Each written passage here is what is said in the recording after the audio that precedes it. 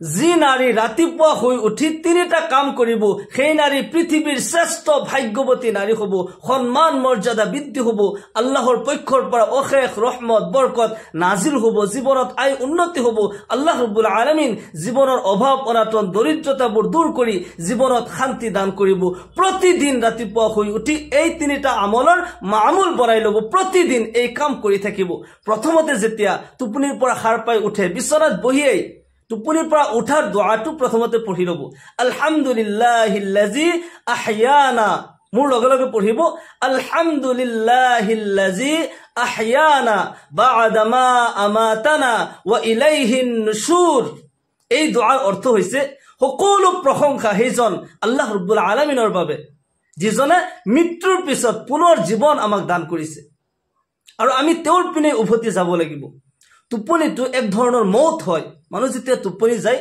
একোৱে গম নাপায় আল্লাহ ৰাব্বুল আলামিন কুৰআনে কাৰীমৰ সূৰা নাবাত এই দৰে ইৰশাদ কৰে ওয়াজআলনা নাওমাকুম সুবাতা ওয়াজআলনা লাইলা লিবাসা ওয়াজআলনা নাহাৰা মাআশা আমি তোমালোকৰ বাবে টোপনি কৰি দিছো বিশ্ৰাম ৰাতি কৰিছো আবৰণ আৰু দিনক মাআশিৰ কাৰণে উপাৰ্জনৰ কাৰণে সময় কৰি দিছো মানুহ যেতিয়া গোটেই দিন কষ্ট কৰে বিভিন্নজনে বিভিন্ন কাজকৰ্ম কৰে বিভিন্ন ডিউটি কৰে গোটেই দিন কষ্ট কৰি মানুহ ভাগৰি যায় যদি ৰাতি না থাকিলে হয় যদি দিনেই থাকিলে হয় মানুহ সহ্য কৰিব নোৱাৰিলে হয় মানুহ টিকি থাকিব নোৱাৰিলে হয় আল্লাহ ৰাব্বুল আলামিন ৰাতিক আবৰণ কৰিছে আৰু টোপনিক এক বিশ্ৰাম স্বৰূপে দিছে যাতে মানুহে টোপনি মাৰে টোপনি যোৱাৰ পিছত যেতিয়া পুৱা সাৰ পায় শৰীৰ ৰিএক্টিভ হৈ যায় পিছদিনা কাজকৰ্ম কৰাৰ কাৰণে সম্পূৰ্ণভাৱে শৰীৰ ৰেডি হৈ যায় যিসকলৰ নেকি ৰাতি টোপনি নহয় তেওঁলোকে টোপনি আহাৰ কাৰণে আল্লাহৰ ওচৰত দোয়া কৰিব মনে মনে দুৰুদ শৰীফ পঢ়ি টোপনি যাব টোপনিটো বহুত ডাঙৰ নিয়ামত হয় আমি যেতিয়া টোপনিৰ পৰা সাৰ পাই উঠো কোনো গ্যাৰান্টি নাই যে এই টোপনিয়ে যে পৰকাল নি পুৱাই দিব তাৰ কোনো গ্যাৰান্টি নাই মৃত্যু এই অৱস্থাত হৈ যাব পাৰে আকৌ যে সাৰ পাম তাৰ কোনো গ্যাৰান্টি নাই সেই কাৰণে টোপনিৰ পৰা সাৰ পাই উঠিয়ে আল্লাহৰ শুকৰিয়া আদায় কৰিব লাগে আলহামদুলিল্লাহিল্লাযী আহয়ানা বা'দা মা আমাতানা ওয়া ইলাইহিন নুশুৰ প্ৰথমতে উঠি এই দোয়াটি পঢ়ি লব আল্লাহৰ নবী সাল্লাল্লাহু আলাইহি সাল্লামে এই দোয়া পঢ়িছিল আমাক শিকাই দিছে তোমালোকেও এই দোয়া পঢ়ি থাকিবা তাৰ পিছত উঠি গৈ ধুনিয়াকৈ ওযু কৰিব ৰাতিপুৱা সোনকালে উঠিব ফজৰৰ নামাজৰ আগত আজানৰ আগতে উঠাৰ চেষ্টা কৰিব বা আজান দিয়াৰ পিছতো উঠি আপুনি ধুনিয়াকৈ ওযু কৰিব ওযু কৰি পুৰুষসকল মছজিদলৈ গুচি যাব আমাৰ মহিলা মা ভনীসকল ঘৰতে যাই নামাজ পাৰি লৈ যথা সময়ত ফজৰৰ 4 ৰাকাত নামাজ আদায় কৰিব প্ৰথমতে 2 ৰাকাত সুন্নত তাৰ পিছত 2 ৰাকাত ফৰজ নামাজ আল্লাহৰ ৰাসূল জনাবে মুহাম্মদুৰ ৰাসূলুল্লাহ সাল্লাল্লাহু আলাইহি ওয়াসাল্লাম ইৰশাদ কৰে ফজৰৰ 2 ৰাকাত সুন্নত নামাজৰ ইমানেই মূল্য এই কায়নাতৰ জিমান নিয়ামত আছে আটাইতকৈ সকলো নিয়ামততকৈ শ্ৰেষ্ঠ নিয়ামত হৈছে ফজৰৰ 2 ৰাকাত সুন্নত নামাজ অন্য রিবায়াতত আহিছে আল্লাহর নবী সাল্লাল্লাহু আলাইহি ওয়াসাল্লাম ইরশাদ করে যে ব্যক্তি ফজরের 4 রাকাত নামাজ আদায় করিলে আল্লাহ রাব্বুল আলামিন সেই ব্যক্তির গোটেই দিনের জামিন হয়ে যায় আল্লাহু আকবার আল্লাহ তাআলা সেইজন বান্দাক হেফাজত করে যাতে শয়তানে চক্ৰান্তত কৰি ভুল ৰাস্তাত নিব নোৱাৰে কোনো দুশ্মনে কোনো ক্ষতি কৰিব নোৱাৰে হিংস্ৰ প্ৰাণীয়ে যাতে কোনো ক্ষতি কৰিব নোৱাৰে গোটেই দিনৰ কাৰণে আল্লাহ ৰাব্বুল আলামিন জামিন হৈ যায় সেই কাৰণে ৰাতিপুৱা শুই উঠি ফজৰৰ 4 ৰাকাত নামাজ যথা সময়ত সকলোৱে আদায় কৰিব ইয়াৰ পিছত যেতিয়া কিবা কাজকৰ্ম কৰে সাংসাৰিক যিকোনো কাজকৰ্ম প্ৰত্যেক কামৰ আৰম্ভণিত বিসমিল্লাহ পঢ়িব হাদিস শরীফত আহিছে কুল্লু আমরিন জিবালিল লাম ইবদা বিবিসমিল্লাহি ফাহুয়া আক্তা আও আজজাম প্রত্যেক ভাল কাম যেটো নেকি বিসমিল্লাহ পঢ়ি আৰম্ভ কৰা নহয় সেই কাম আধৰুৱা হৈ যায় তাতে বেবৰকতি আহি যায় শয়তানৰ হাত লাগি যায় যদি প্ৰত্যেক কামৰে আৰম্ভণিত বিসমিল্লাহ পঢ়ে সেই কামত আল্লাহ ৰাব্বুল আলামিন সহায় কৰিব কুদৰতি ভাবে আল্লাহ ৰাব্বুল আলামিন সহায় কৰিব তাতে বৰকত আহিব যিকোনো কাম কৰে ঘৰ ঝাৰু দি আছে বিসমিল্লাহ পঢ়িব পাক ঘৰত কিবা বাসন বৰ্তন ধুইছে কিবা সবজি কাটিছে যিকোনো কাজৰ যিকোনো কামৰ আৰম্ভণিত বিসমিল্লাহ পঢ়িব আল্লাহ ৰাব্বুল আলামিন কুদৰতি ভাবে সেই কামত সহায় কৰিব ফেৰেশতাৰ যোগেদি মদত কৰিব এক নাম্বাৰ কাম হইছে প্ৰত্যেক কামৰ আৰম্ভণিত বিসমিল্লাহ পঢ়া ইয়াৰ লগতে দ্বিতীয় নম্বৰত যে কোনো ব্যক্তিৰ লগত মুলাকাত হয় ঘৰৰ যে কোনো মানুহৰ লগত সেইজনক সালাম কৰা স্বামীয়ে স্ত্ৰীক সালাম কৰিব, স্ত্ৰীয়ে স্বামীক সালাম কৰিব, ল'ৰা ছোৱালীয়ে মা বাবাক সালাম কৰিব, মা বাবাই ল'ৰা ছোৱালীক সালাম কৰিব, প্ৰত্যেকজনকে সালাম কৰিব। এই সালামৰ দ্বাৰা মহাব্বতৰ সৃষ্টি হ'ব। আল্লাহ ৰাব্বুল আলামিন সেই ঘৰ সংসাৰত অশেষ ৰহমত বৰকত নাজিল কৰে। আল্লাহ তাআলাই তেওঁলোকক সকলোকে মহাব্বত কৰিব ধৰে যেতিয়া ইজনে সিজনক সালাম দিয়ে।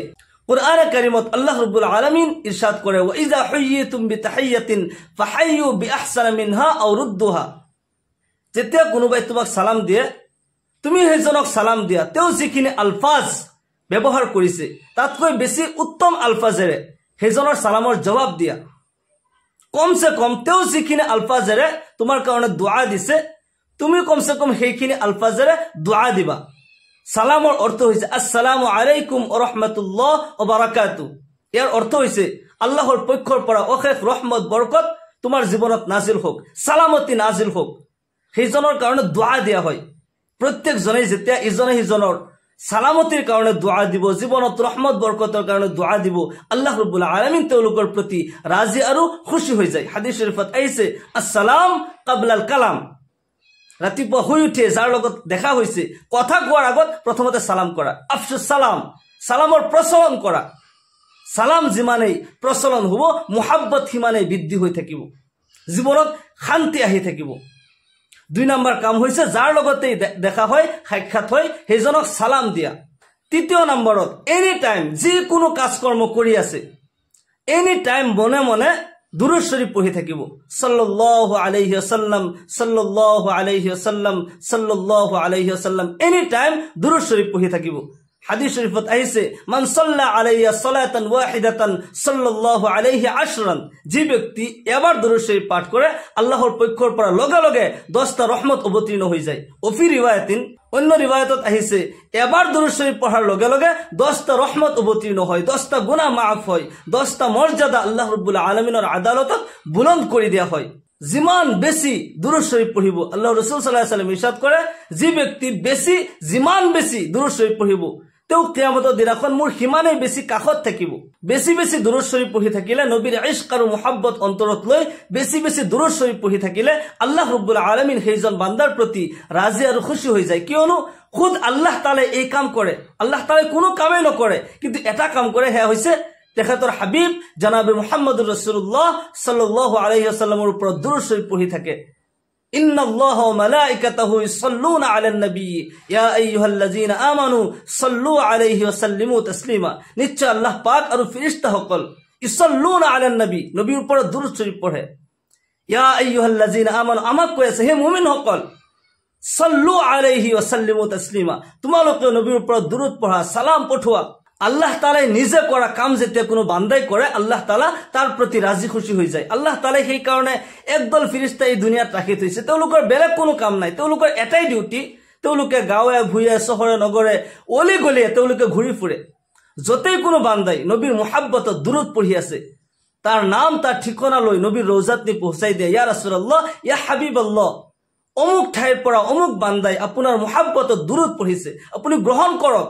আল্লাহৰ নবী সাল্লাল্লাহু আলাইহি ওয়াসাল্লাম দুৰূদ ও সালাম গ্ৰহণ কৰে আৰু সেইজন বান্দাৰ ইহকাল পৰকালৰ শান্তিৰ কাৰণে দোয়া কৰি থাকে। আল্লাহু আকবাৰ। যে বান্দাৰ কাৰণে নবীয়ে নিজে দোয়া কৰে তাৰ নিচিনা ভাগ্যৱান এই পৃথিৱীত কোন হ'ব পাৰে?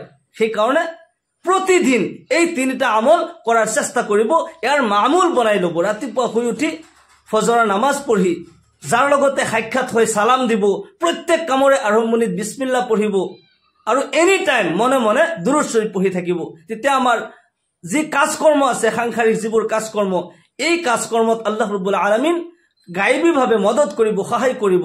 আল্লাহ তাআলাৰ বৰকত ইয়াত নাজিল হ'ব, জীৱনত শান্তি আহিব। মহান আল্লাহ তাআলাই আমাক সকলোকে এই আমল প্ৰতিদিন কৰি থকাৰ তৌফিক দান কৰক। সকলোকে আল্লাহুম্মা আমিন। ওয়া আখিৰু দাওয়ানা আলহামদুলিল্লাহি ৰাব্বিল আলামিন। আসসালামু আলাইকুম ওয়া ৰাহমাতুল্লাহি ওয়া বাৰাকাতুহু।